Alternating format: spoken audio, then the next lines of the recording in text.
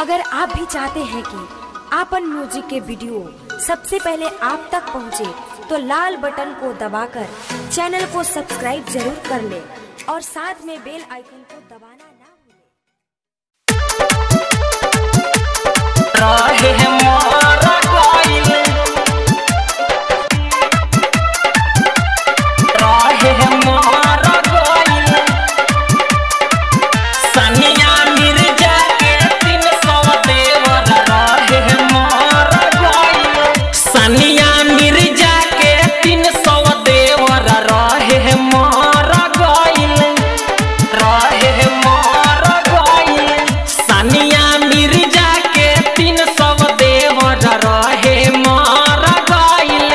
ये बतिया सोच सोच के पाकिस्तान में रोवत बाड़ी, होता परेशानी बहुत आगे के रास्ता जोहत बाड़ी।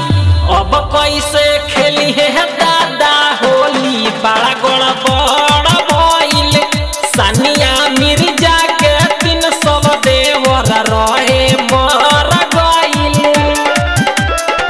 Mountain digital recording studio Motihari.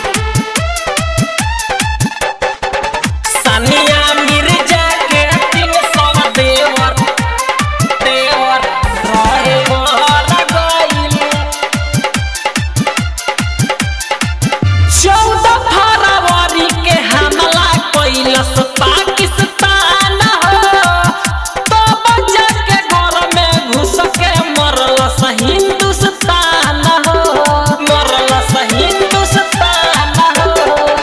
14 फरवरी के हमला कैलस पाकिस्तान हो, तो बजा के घर में घुस के मरलस हिंदुस्तान हो।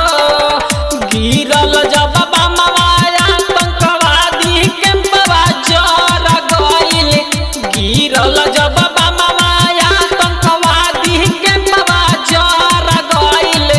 सानिया मिर्जा के 300 देवर ओही में मर गइल। अब कैसे खेली है दादा होली, बड़ा गड़बड़ भइल। रहे मर गइल। सानिया मिर्जा के 300 देवर रहे मर गइल। मरले 44 के तीन सबके मरलास, जाके पाकिस्तान में तोहरा धजी फरलस, धजी फरलस। मरले 44 के तीन सबके मरलास, जाके पाकिस्तान में तोहरा धजी फरलस। जमके खूब हमला भइल, कुछहु के ना डर भइल। जमके खूब हमला भइल, कुछहु के ना डर भइल।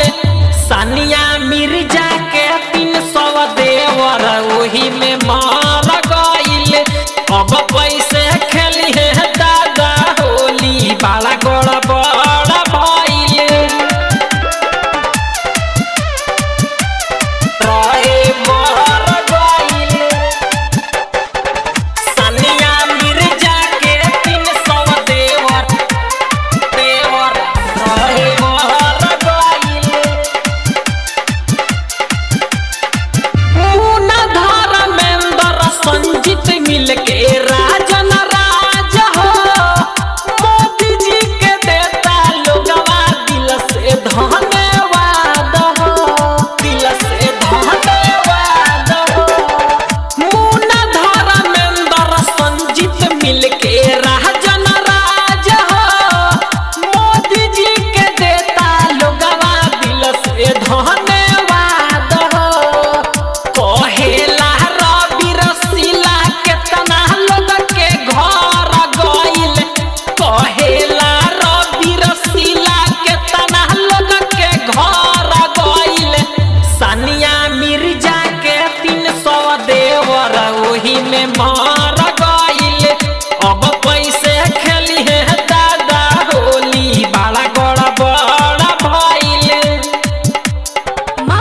Digital recording studio